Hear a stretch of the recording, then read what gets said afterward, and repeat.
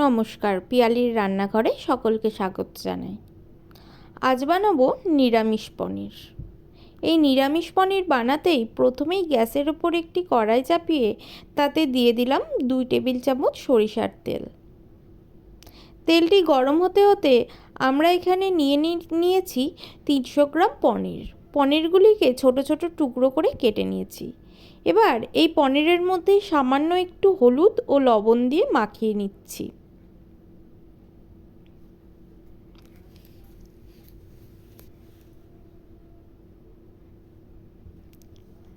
পনিরগুলি আমার মাখানো হয়ে গেছে। এবার তেলটিও গরম হয়ে গেছে। এবার তেলের মধ্যে একে একে পনিরগুলো আমরা ছেড়ে দিচ্ছি।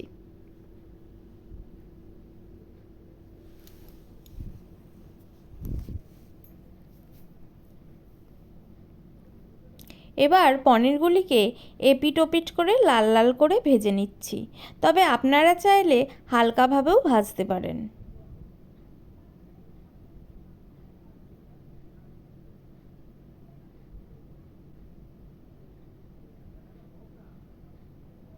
পনিরগুলো আমার ভাজা হয়ে গেছে। এবার আমরা একটি প্লেটের মধ্যে পনিরগুলোকে তুলে নেব।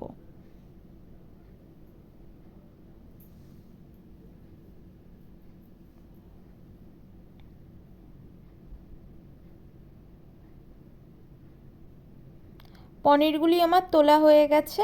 এবার ওই কড়াইয়ের মধ্যেই আমি দিয়ে দিচ্ছি 3 টেবিল চামচ সরিষার তেল। তেলটি গরম হয়ে আসলেই এর মধ্যে আমরা দিয়ে দেব টুকরো করে কেটে রাখা আলু।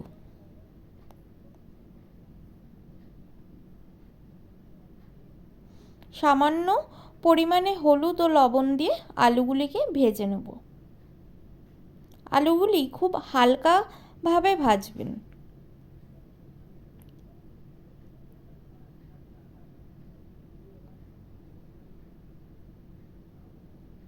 এখানে আমার আলুগুলি ভাজা হয়ে গেছে। এবার একটি বাটিতে আলুগুলিকে তুলে নিচ্ছি।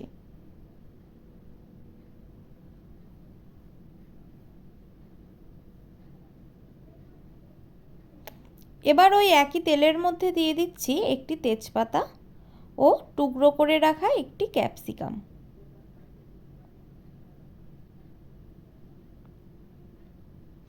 ক্যাপসিকামগুলি একটু তেলের মধ্যে নেড়ে চেড়ে এর মধ্যে দিয়ে দিচ্ছি বড়টা সাইজের একটি টমেটো বাটা।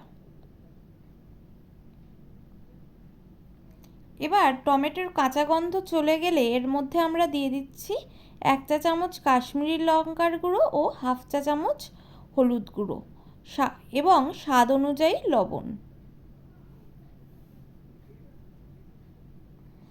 এবার এইগুলিকে একটু কষিয়ে নেব যতক্ষণ না তেল ছেড়ে আসে। মশলাগুলি দিয়ে তেল ছেড়ে দিয়েছে। এবার এর মধ্যে আমি দিয়ে দিচ্ছি 1 চা চামচ আদা বাটা ও 1.5 চা চামচ কাঁচা লঙ্কা বাটা।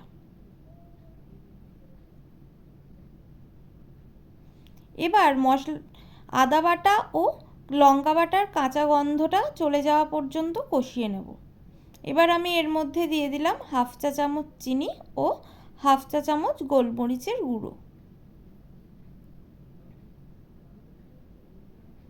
এবার মশলাটি একটু নেড়ে চেড়ে এর মধ্যে আমি দিয়ে দিচ্ছি আগের থেকে ভেজে রাখা আলুগুলিকে।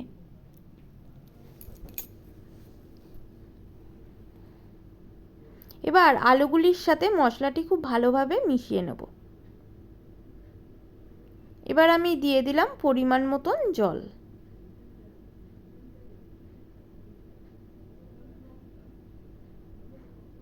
এবার একটু মিশিয়ে কড়াইয়ের ঢাকনাটি আমি দিয়ে দিলাম। এবার জলটি ফুটে উঠলে কড়াইয়ের ঢাকনাটি সরিয়ে এর মধ্যে দিয়ে দেব ভেজে রাখা পনিরের টুকরোগুলিকে।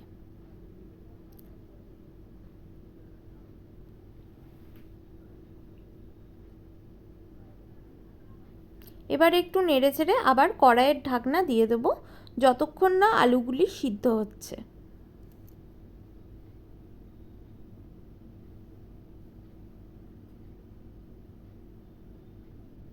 এবার কড়াইয়ের ঢাকনা সরিয়ে দিয়ে দিচ্ছি কুচানো অল্প পরিমাণে ধনেপাতা ও সামান্য পরিমাণে গরম মশলার গুঁড়ো।